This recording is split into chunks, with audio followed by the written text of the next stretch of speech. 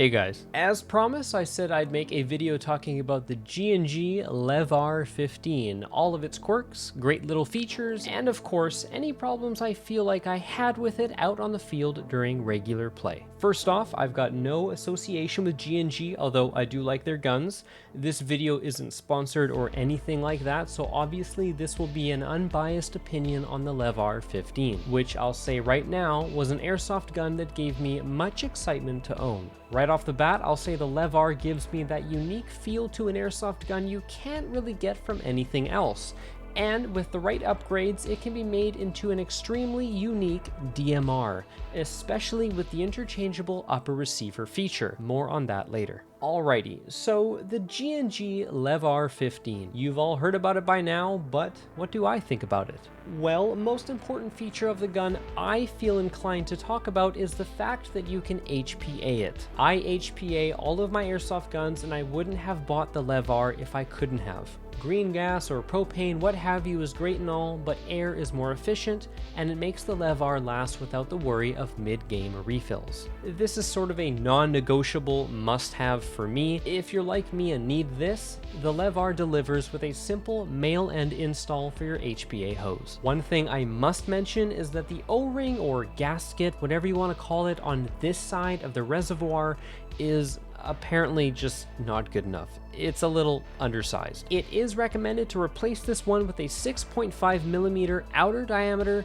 4.5mm inner diameter, and 1mm cross-sectional O-ring for a better seal. I personally haven't had any leaking issues yet, but depending on how you put pressure on the grip or possibly how you twist it with enough force, even if the screw holding it to the lower receiver is super duper tight, you might get a rare burst or quick leak of air from the reservoir because the stock O-ring is just not as good as G&G could have made it in the first place. It's just a tad bit too small. If you get a weird leak, fix this O-ring. That's it. Moving on, of course, you can remove the stock upper receiver for the LevAR and put whatever M4 upper you want on top.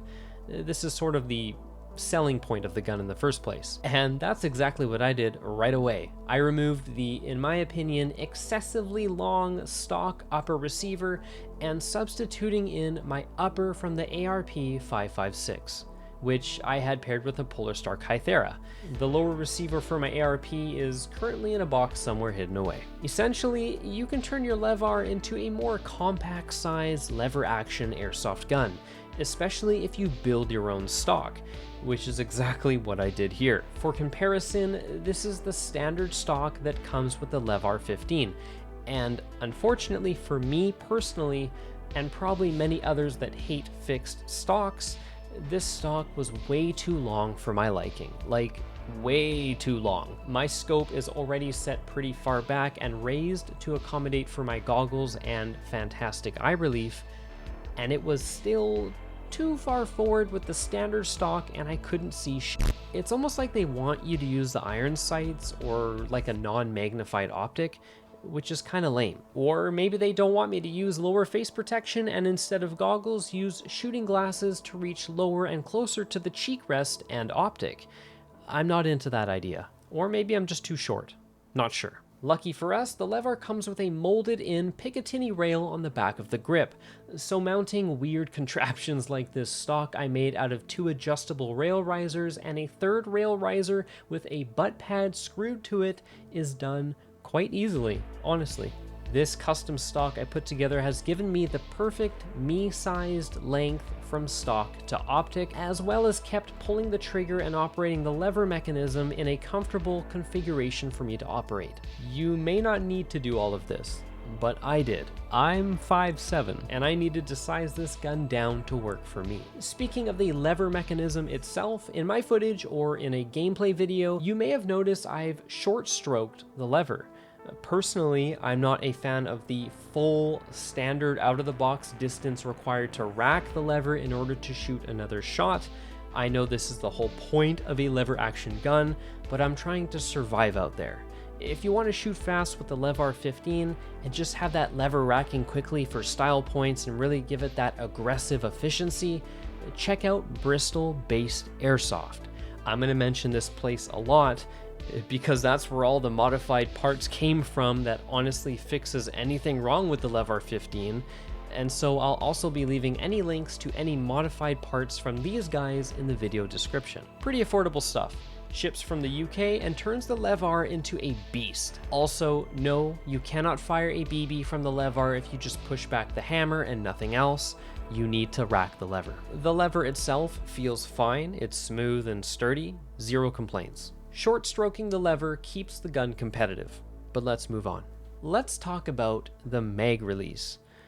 Oh, the mag release. It sucks. Maybe I'm just clumsy, but I will have to mention yet again, Bristol-based Airsoft sells a mag release blanking plate for a reason. The mag release lever paddle thing is just a bit too sensitive and way too close to the lever. If you so much as rub a finger against it with the tiniest bit of pressure, you have a good chance of just having the mag fall out. It's just not ideal and literally happened to me a couple times out on the field during a couple games. Oh, I can't fix that. Come on, Ref, give him some motivation. That's not good. You can obviously still use the other mag release further down on the lower receiver, but I think I can do without this huge one here so close to where my hand is going to be flailing around racking the lever. It's kind of a shame G&G didn't make it a little less sensitive. You know, maybe have me use a little bit more force to operate it. Moving on from there, let's talk about the actual power of the LevAR 15. And I'm going to be honest with you, it's apparently not so great.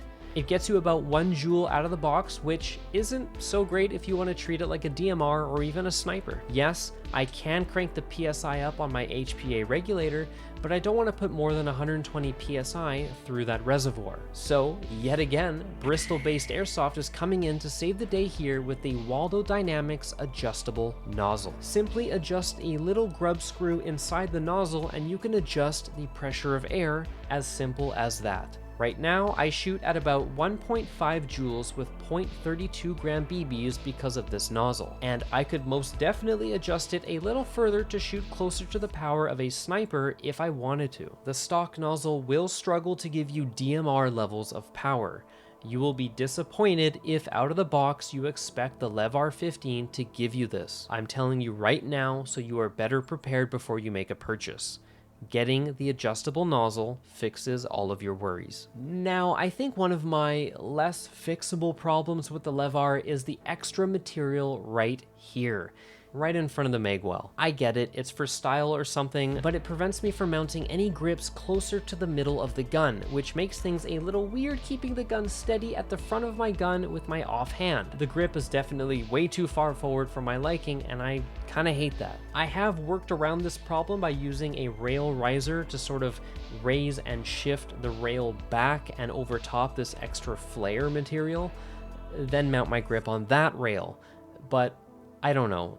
It was an obstacle for me to overcome. Yes, I can just hold the magazine with my offhand, but I don't want to. Again, I'm 5'7", so where I'm comfortably able to hold this gun is going to be a bit different than other people. Real quick, for those of you interested in the internals of the LevAR 15, thankfully, things are quite simple in here. Just keep everything in there, especially the contact points of material on material, well greased. The lever mechanism operates a good amount of, thankfully, simply designed moving parts. Grease them up and do not neglect this part of your gun, especially since it's pretty easy to take apart, unlike how some gearboxes are buried deep inside of an AEG. All in all, the LevAR 15 is, to be honest, the Airsofter's ultimate unicorn DMR wet dream. There's definitely nothing quite like it. And if you've got a problem with it, whether it be that it uses green gas or has a terrible mag release or low power out of the box, all of these problems can be fixed for a pretty cheap cost,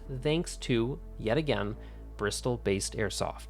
So it's kind of hard to take points off. Day one, I installed the modified parts and pretty much at that point got exactly what I wanted out of the LevAR 15. A powerful, unique DMR that uses M4 hardware and HPA powered. Obviously it looks a little weird with standard M4 mags, but you can get short ones if you want. I'm just using the ones I have. And straight up, this gun has been a blast to use so far out on the field and totally brings me back to the old days where I used to snipe. No, it's not a substitute for the true feel of an airsoft sniper, but does give me that vibe, and it's giving me something different from my other airsoft guns. In the end, I'll probably flip a coin and either rock the LevAR 15 or my M4 bullpup going forward, which is honestly a pretty cool toss-up for me. If you're interested in the LevAR 15, definitely consider the totally fixable little hurdles this gun has out of the box. I think it's a great airsoft gun and honestly very refreshing, since everything else out there can feel a little samey after a while. It'll definitely slow you down out there,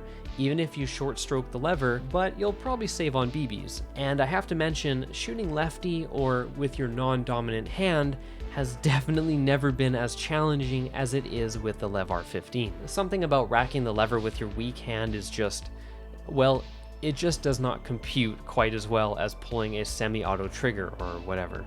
Anyway, I'm sure I'll get the hang of it after a while. And regardless, it's a challenge I welcome to use a cool airsoft gun like this. I totally approve of the LevAR 15. Cosplay as a cowboy, or do what I did and just turn it into a weird space gun. I'm looking forward to taking it out on the field in the future, either way. I hope you guys enjoyed the video. If you have any questions about the LevAR 15, or if you own your own LevAR 15 and want to chime in, let me know in the comments. Thanks for watching, guys. I'll see you next time.